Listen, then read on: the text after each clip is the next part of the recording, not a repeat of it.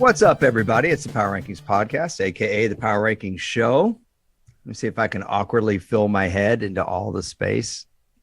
No. I'm pleased to be joined, as always, with the one and only, the, as I call him, the really the Billy Idol of the football business, at Marcus_Mosher. How are you? I'm doing well, Elliot. How are you doing today? I'm going to have another average Ricola while we're doing this. Very mediocre Ricola because I really prefer, as I said, Halls. So Halls, if you're listening, how much would you like a month from Halls? 1,000. Like $5 or $6. I think I'd be good with. Yeah. Sounds good. Sounds good. Just enough to make sure I can buy Halls when I go to the CVS near me. We've got some knowledge here to dispense on the football front. That's why I wore my reading glasses, pulling my hair back, and I'm going to try not to come in too hot. We've got some big news, but Marcus, just kind of in like local news, Marcus got sent 2 suitcases full of football cards, not sent, dropped off at his house. Yes. And so he randomly pulled a football card out a little while ago for me to talk about. I don't even remember now. What was it? It was an action pack. Yeah, these are action pack. 1992 action pack set. Again, I've got like 7 or 8 Can I see it? Sets. You want the whole set? Well, the one you pulled out. No, I already put it back. This is the whole pack. All right, pull out another one. All right. Random card. Come on, random card. All right, random card. Ready? Yeah. I have to talk about whoever you pull. Oh, gosh. Herschel Walker with the Vikings. So that's the 91 season on the back. Yeah. On the back. Yeah. Yes. 1991 season. I'm going to guess how many rushing yards. Okay. 825. 825 exactly. Looks like that's oh my gosh. Are you serious? Yes. 825 exactly. 4.2 yards per carry, 10 rushing touchdowns, 204 receiving yards. Oh, it's a nice year. That's a good season. It was okay. Herschel Walker got traded in 89, came off like gangbusters his first game against Green Bay, and then kind of fizzled out. 1990 was a terrible season for him. Jerry Burns and company really didn't know how to use him. 91, they used him a little bit more. That's why he had over 800 yards rushing. But while Herschel Walker was rushing for 800 yards, the Cowboys draft picks that they got for trading him were getting the Cowboys to the playoffs in 91 and then 3 of the next 4 Super Bowls. But Herschel, would go to Philadelphia the year after that, and he'd run for 1,000 yards for the Rich Kotite Philadelphia Eagles. And then he would go on to be a U.S. Senator, potential. Okay, we'll see. Yeah. I don't know. Last time I saw the polls, what's I don't know. I haven't checked up on my. It's not great, but it's not great. He's the 4th quarter running back anyway, so we'll see. Man, I still am so hot here in Texas. I'm using my reading glasses so my hair doesn't sweat on my face. That's what we've got going on today. So Marcus has all these football cards, so I think we're just going to pull a random card every time we're on the show. But I think that sounds fun. Let's do it. We've got some small news. We've got some big news. One of our smaller news is a podcast note here that Marcus really wants to add a ding for breaking news. So I thought we could do the original ding, which is from Rocky 3 when Apollo and Rocky were going to spar at the end of the movie. And he goes, "You want to ring the bell?" Ding. Ding. Yes. Yeah. So if we have breaking news, you'll hear that. The big news came down this morning, I guess. Miami Dolphins. Do you want to go through it real quick and then we'll comment? Yeah, so the Miami Dolphins were fined and they lost a 1st-round draft pick from 2023 and a 3rd-round draft pick from 2024 for violating the integrity of the NFL is what the big thing was. But a couple of different investigations going on, including the Brian Flores tanking versus not tanking thing that they talked about back in, was it 2019? But the real reason they lost the big draft picks are because they tampered with Tom Brady and Sean Payton. They were trying to get those guys to jump on in 2020 and even in 2021. Ultimately, it didn't happen. Now the Dolphins are out of 2 valuable picks. How do you feel about this? I mean, normally when you tamper and you lose draft picks, it's because you actually got the player, the coach. It's pretty rare to tamper and not get the player or coach and lose a first round pick. It's a pretty big blow for Miami. Well, the other part of this, well, a couple things. I mean, I would say this definitely vindicates Brian Flores. For all the people that thought that was a bunch of baloney, would you agree with that? The NFL would not. And why would the NFL not? Because they found in their investigation that Stephen Ross did not tell Brian Flores to tank, and that the Dolphins didn't tank. That's not why they lost a draft pick. It actually had nothing to do with that. They believed that Stephen Ross was joking to Brian Flores when he told him to intentionally lose games, and he would give him $100,000 for every loss. But that's not the only thing that Brian Flores talked about when it came to that meeting with the owner. So it's not like that's the only thing that came out of this. That was the big thing, right?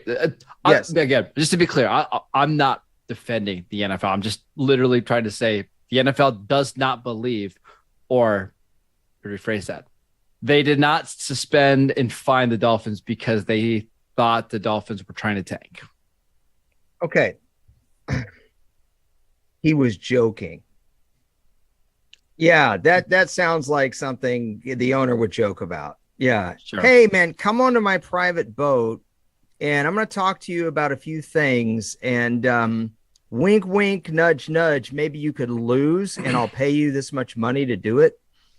I could understand at a cocktail party saying, "Hey, how about you just lose and we get a draft pick?" And somebody overhears it. That sounds like a joke to me, right? I should think the last time I got invited to a cocktail party, but that's besides the point. Go ahead. Come on, Marcus. All right. So this is where I'm coming from. When, and we're going to get to this, when Deshaun Watson got suspended, everyone on Twitter went and compared it to Calvin Ridley and to Josh Gordon. Sure. Josh Gordon, I think, got suspended almost 80 games. I want to say the number was 78 in total over his career for smoking weed. And Calvin Ridley got a year. That wasn't the only thing, but yes, go ahead. Right. And it was multiple offenses too, like where he knew the tests were coming, but we're not really here to talk about Josh Gordon. No. Calvin Ridley got suspended for a year for gambling. I believe it was $1,500, if memory serves, on his team to win. Mm-hmm. Okay. And so people were comparing Deshaun Watson to Calvin Ridley. And I'm saying, no. Let's compare Calvin Ridley to Stephen Ross. Who's got more effect over a team's wins and losses holistically, the owner or the wide receiver? The owner. Absolutely. So what could Calvin Ridley possibly do to harm a team as a wide receiver by betting on them to win? Nothing. And he wasn't even playing for them at the time, just to be clear. So I understand the NFL. The NFL, way back in the Pete Rozelle days, were very harsh on players. They were not even allowed to bet on their own team winning. That I get that. But if you're going to put a team in Las Vegas and you're going to have DraftKings and FanDuel and all of this stuff going on as either sponsorships or what have you, boy, aren't you on a slippery slope, Marcus, with that already? Yes, but I do understand where the NFL is coming from the Calvin Ridley suspensions. You can't have players betting on NFL games, regardless if they're betting for or against their team. It doesn't matter. Sure. And so when you have tangible evidence, like doing it on, I think, didn't he do it on his phone? Yes. Am I remembering that? He did it on his phone. So you have tangible evidence. They don't have tangible evidence that Stephen Ross did this because whoever heard it basically took one for Stephen Ross. Mm-hmm. Now, maybe they were telling the truth, maybe, or maybe not. And here's the thing. Roger Goodell is an employee of the National Football League, which is owned by 32 independent owners. Mm-hmm. So that's his boss. Any way that you look at it, that's his boss. We just had a day-long congressional hearing with Daniel Snyder of the Washington Commanders. How much did you hear about that hearing, Marcus? None, other than it lasted like 12 hours. That's it. Yeah. So Daniel Snyder, we don't hear anything that comes out about that. Most people, I think, would agree that Daniel Snyder has gotten off far too easily with what's gone on with the Commanders. Now you have Stephen Ross, who is reportedly says that the Dolphins, I guess, bribes Brian Flores to tank. Mm-hmm. And that was just a joke. How are you supposed to buy that? I don't know if you can. I don't. What's the old adage, the old kind of saying? Isn't it like the fox watching the hen house? Mm-hmm.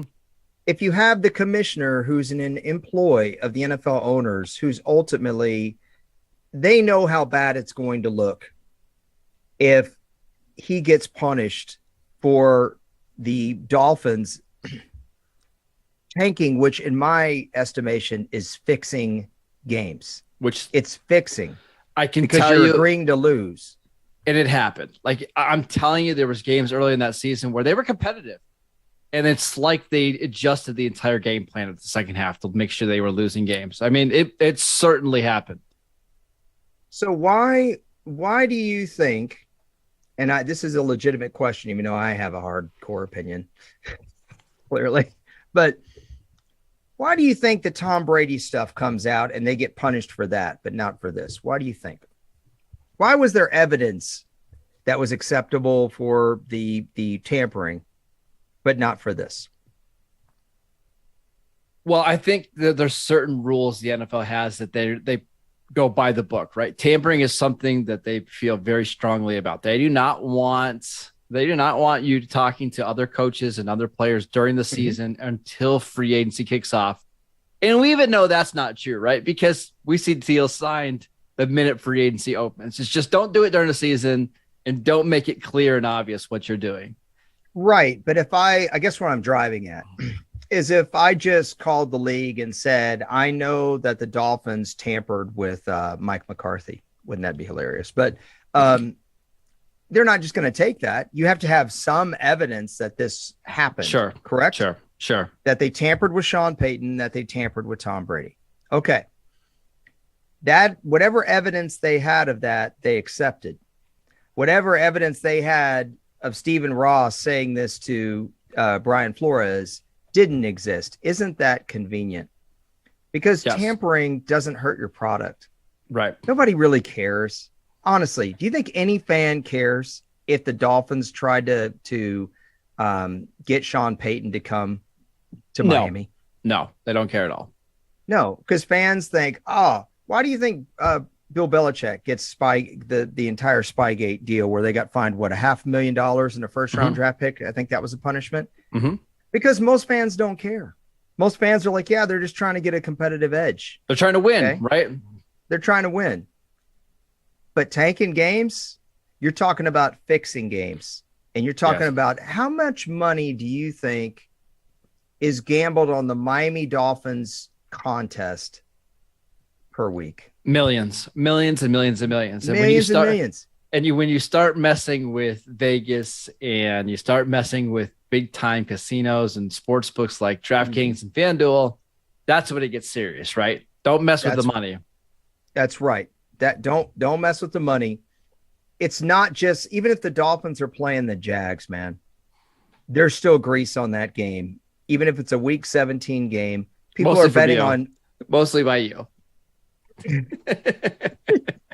People are betting on whether Tua is going to throw over under 300 yards. It's not just the game itself.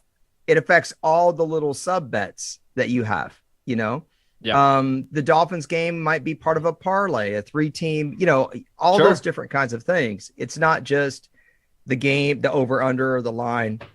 There's so many things affected by that. And if the Dolphins tank and it allows another team to win the division, what about all the people that bet before the season that this team was going to win the division and they lose because the Dolphins tanked? Yes. This is ridiculous to me. It's totally ridiculous, but it makes total sense. Daniel Snyder is going to be protected, and so's Stephen Ross. And it's just very, very frustrating to me. Yet Calvin Ridley loses a season. It's unbelievable. So if you're going to compare suspensions, let's not compare Deshaun Watson and Stephen Ross not get, or excuse me, Deshaun Watson and Calvin Ridley. Let's compare Stephen Ross and Calvin Ridley. Any other thoughts that you have on this? Obviously, a first round draft pick is a serious punishment. Yeah, and it's a huge one for them because, next year is a super heavy quarterback class, a very rich quarterback class. They had 2 draft picks going into it in case Tua's not good this year, right? It kind of gave them a little bit of a backstop. Now you don't have that. It's a big deal for Miami not to have it. I'm hoping for them they can kind of get through this. I know Stephen Ross is suspended until I think October 17th. Hopefully Miami can move on. Do you disagree with my take on this? Do you think I'm being way too harsh? No. I think a lot of people are afraid to say what I'm saying. And I guarantee you, if they work for NFL media, they can't say this. Yeah. But it's not, I'm not trying to be harsh I don't have any ill feelings towards my former employer. That's not what it is. It's just, I believe that tanking is fixing. I know not everyone agrees with me on that. No, it is. Speaking of uncomfortable stuff, we should probably talk about Deshaun Watson, right? And the suspension handed down from Sue Roberts. Well, just hang on. Okay. I was going to say that we have some quick hitters, but I wanted to squeeze in something a little bit more light, and you went straight to the other depressing thing. You mentioned Deshaun Watson. I thought that was a nice, easy segue. Well, it was, but one of your favorite offensive linemen in the league might be out for the year, and I wanted to just get a little football take of what you thought the Bucs might do. So Ryan Jensen, serious knee injury late last week in practice. It's a big one. That's not very light. Yeah, it's a bummer because he is one of the more fun offensive linemen in the league, and that's what I meant. It's tough for Tampa Bay because now they've lost all 3 starting interior offensive linemen from last year. Ali Marpet retired. Alex Kappa signed with the Bengals, and now Ryan Jensen out for the year. They even had a scare this morning in practice when Tristan Wirfs was carted off the field. He's okay, nothing to worry about. But we know the one thing with Tom Brady, he does not like pressure in his face. So not having somebody like Jensen in the middle, it's a big deal. Yeah, it is. I meant more. He's kind of a fun guy, and but it's not. He could come back for the postseason. Yeah, I mean, they didn't put him on IR for the entire year. That's not what happened here. Not yet. I think Tampa Bay will be smart with this, though. I think they should just allow him to be healthy, get ready for next year, have that full 12 months to recover, but we'll see. Yeah, I guess I'm just more hoping. I'd like to see Tampa Bay put together a solid run. I'm not rooting for them to win the Super Bowl or anything. We both know that Marcus and I are rooting for the Chargers, but beyond that, this Ricola cough drop is near the end. So I'm getting to that point I told you about.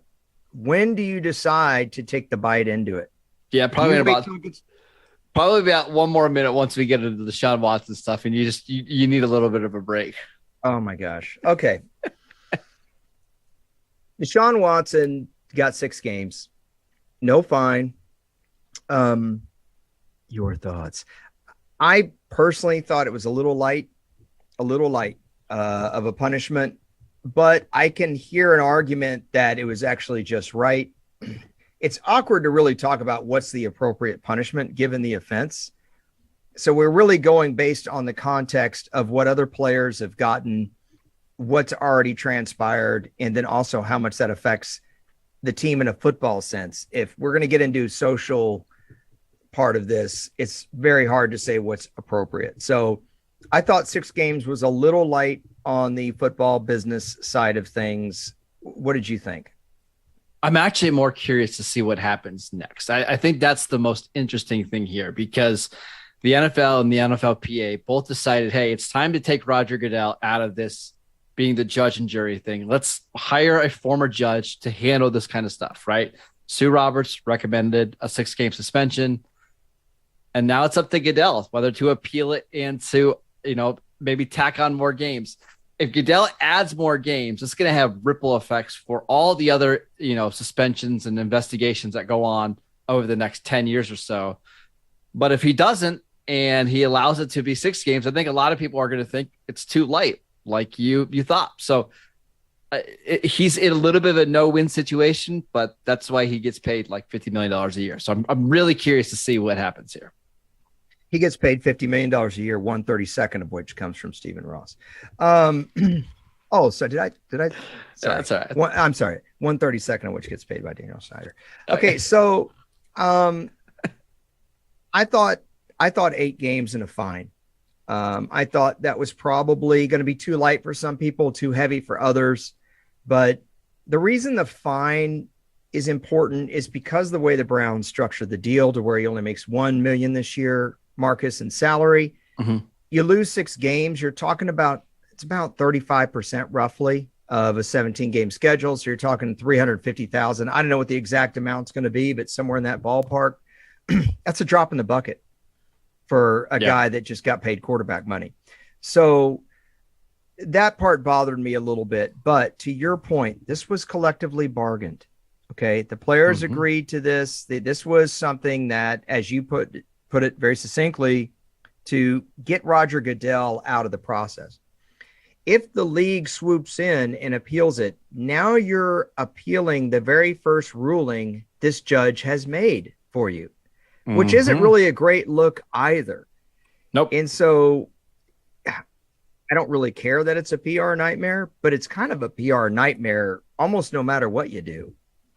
And that's the whole point, right? It's, you basically make this Sue Roberts look like she has no authority at all. If the first thing you do is tack on another 6 games or make it, at 8 more games or whatever. So I think the NFL has to decide over the next 2 days. I'll be really curious to see what happens. Really quickly, before we move on.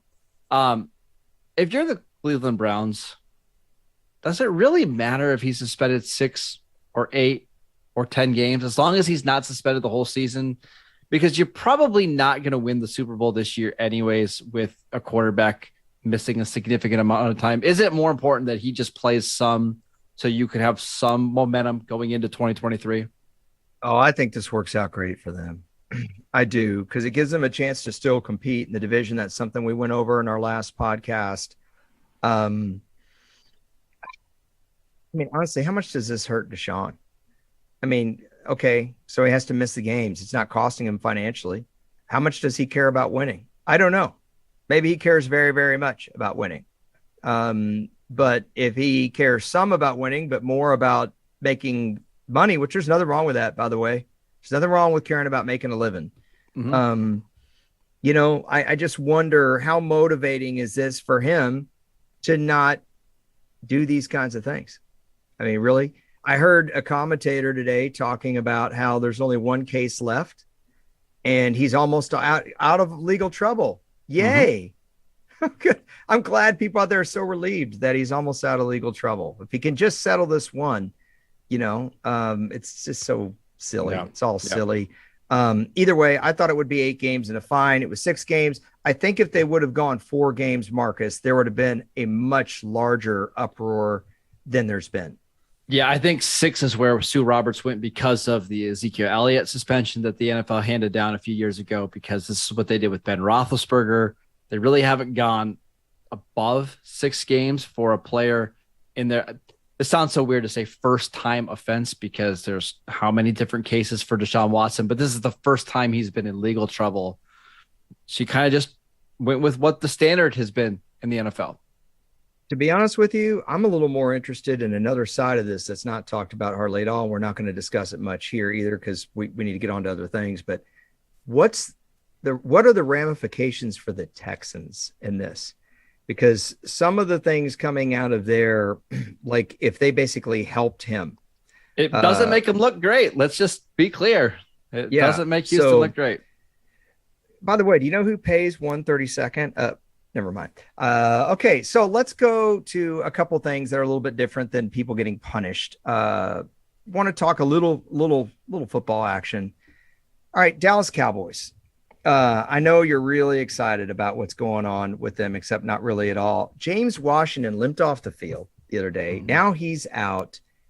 They are not looking good at wide receiver, which is going to lead me into my next topic in just a second. But it made you and I talk on the phone, and I just thought we should mention this on the podcast, that when you pay attention to free agency news and you see the price tag that a player gets and you think, oh my gosh, that's so much money, you have to remind yourself that market is always moving and it's not moving backwards.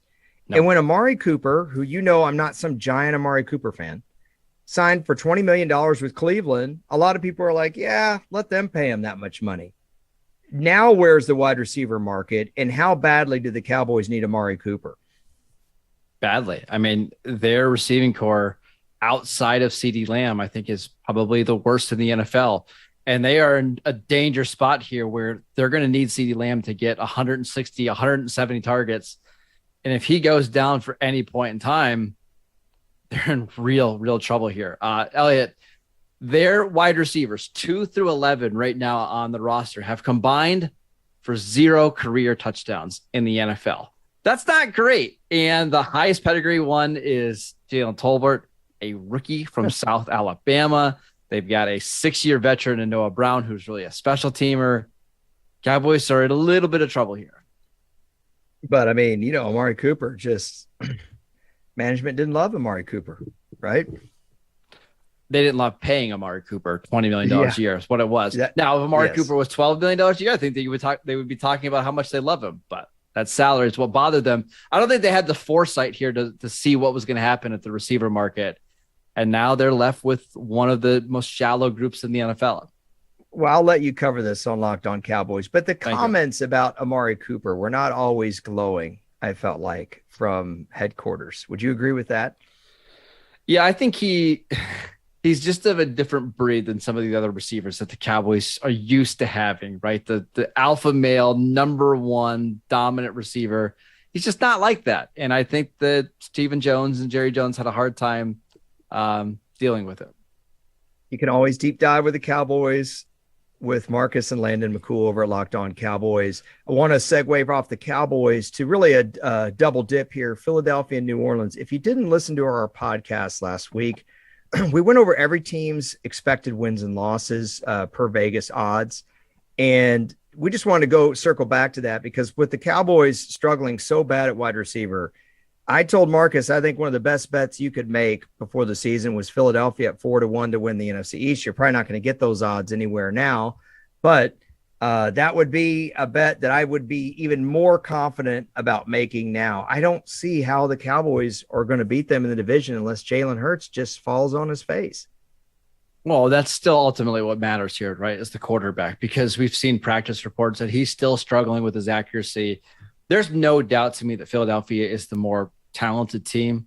I mean, you stack up their rosters. I'm not even sure it's close, but we know that the quarterback can make a big difference here, right? So I expect this division to be close all year long.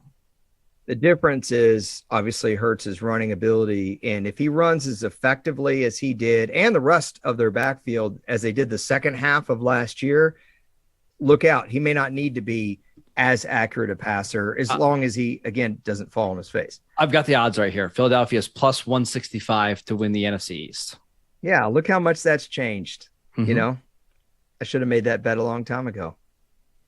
Yeah. I wanted to do it with Marcus, and this was Marcus's response. I don't want to bet against my Cowboys. Yeah, I don't want to. Listen, betting should be fun. You should enjoy it. You should be betting on teams that you want to root for, not the Eagles. At least for me. Yeah, that's why you bet on the Steelers to win, because that way, if they lose, you win either way, right? Correct, yeah. Can we talk about the Saints? Because I do want to bet on the Saints.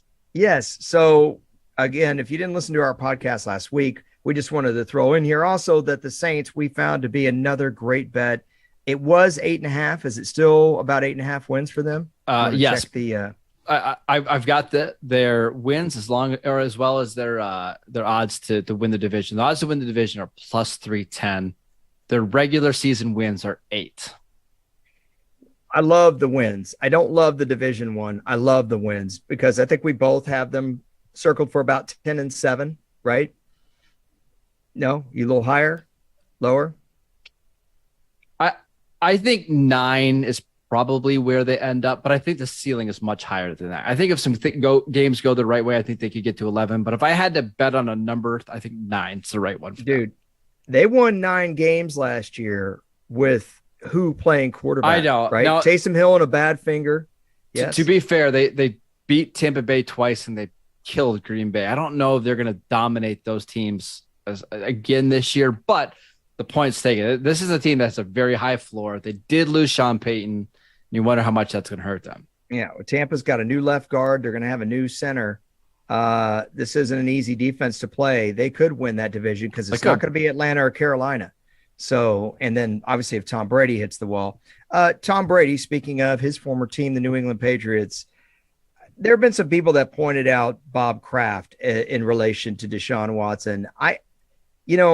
This kind of goes into the theme of this podcast that I don't understand how people are overlooking or how so many people are overlooking the fact that the owners are being so protected. It seems like, Marcus, and I know there's some differences between what happened with Bob Kraft and Deshaun Watson, but where does this lead in your mind? I know Bob Kraft is, that happened 2 years ago, but at some point, I guess I just wanted to circle back with you. Do you think that there is a tipping point where people are like, okay, we've had enough. We don't want to put any more money in these owners' pockets, or we're tired of the players being punished so much more severely than the owners?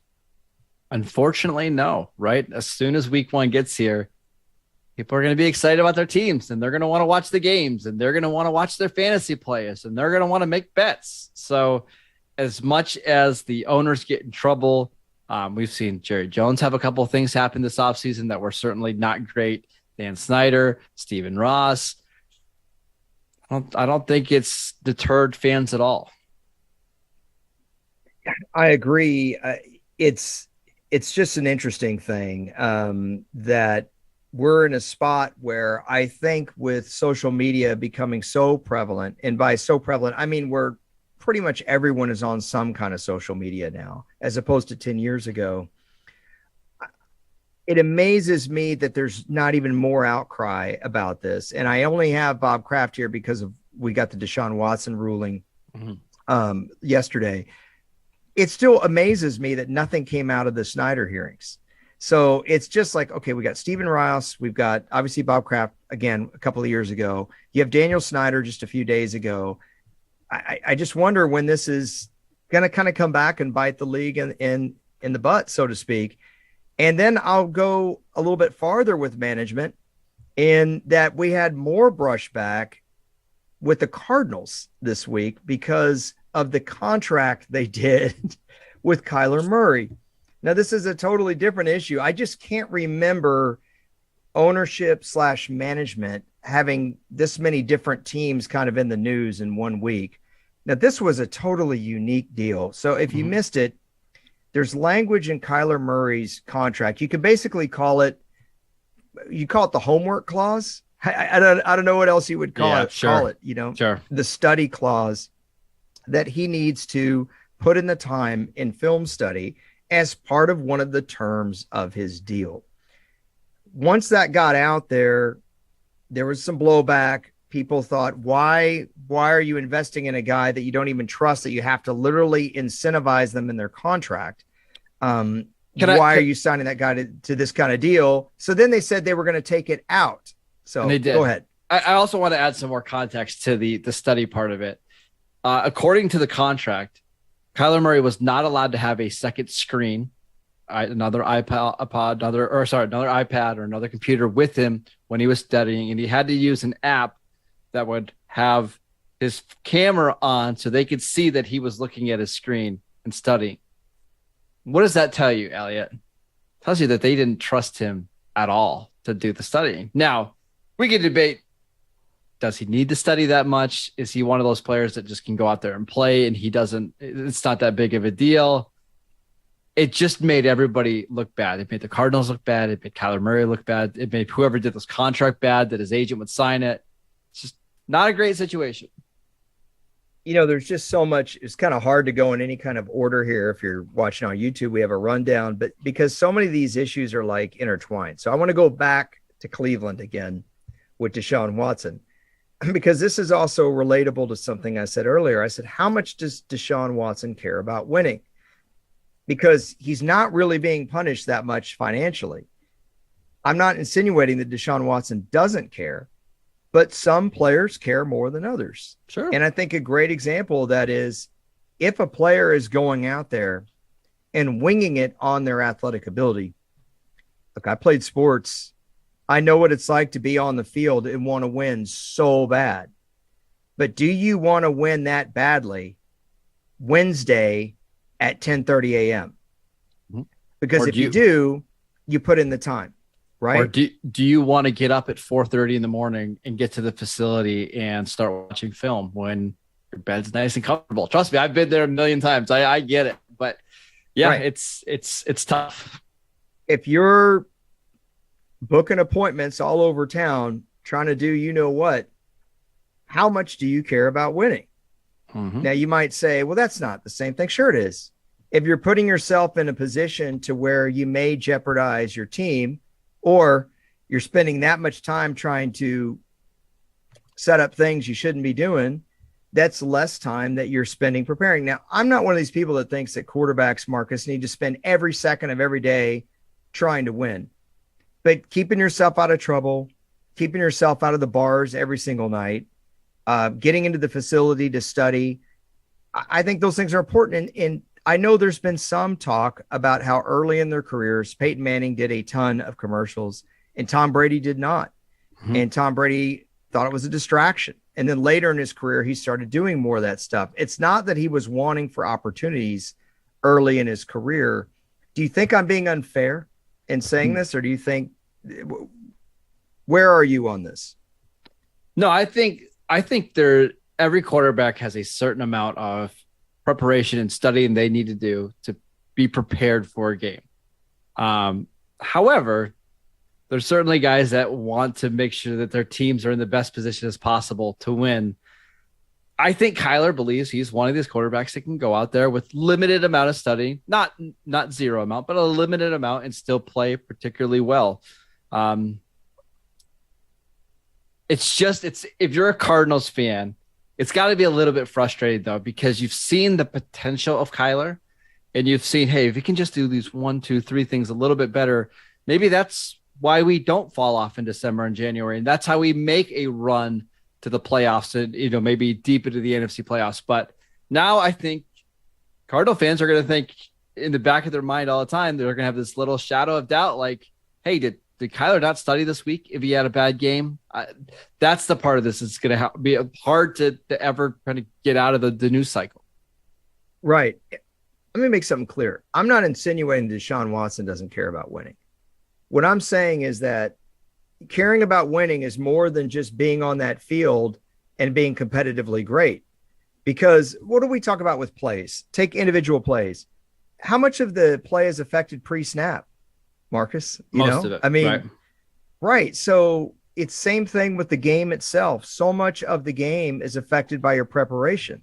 The less time you're at the facility, the more time you're in trouble, the more time you're out at the bars, the more you're taking away from that. That doesn't mean that these guys don't deserve a break in season. They do. Absolutely do.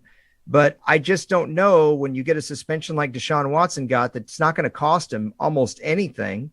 How much is that really affecting him? I don't know. And when I say I don't know, I don't know. I don't know. And with Kyler Murray, they made it very public. He made it very public how disgruntled he was with the organization. Then they put something like this on in his contract, and he says he's being disrespected. He wasn't exactly throwing the organization a lot of respect a few months ago. I rarely side with management, but in this particular case, if you don't trust the player to do the work that they need to do, why get into a contract like this with them anyway? Is Kyler Murray that important? Truly. Can you replace Kyler Murray? Yes, but it's not easy. Right. It's not easy. And so it goes, and I want to close with this. It goes to a question that you and I have hammered on this podcast so many times without a real definitive answer. What's the goal? Is the goal to win the Super Bowl, or is the goal to be 9-8, fill the seats, sell jerseys, and make money? It's a business, right? It's a business. Making money. We're making money here. So I don't know if the goal is to win the Super Bowl. I don't know if this was the right move. If the goal is to stay competitive, yeah, it was the right move. It's a tough one. Yep. But Yep. With that, I will give you the last word. Yeah, some breaking news here before we head out. Ding. Yeah. Ding. Benny Snell, the cleared number 2 at practice for the Steelers behind Najee Harris, ahead of Anthony McFarland. Just shockwaves around the NFL. I don't know how we're going to handle that. You didn't say what had happened to him. Nothing. He's fine. He was the number 2 running back so far in practice.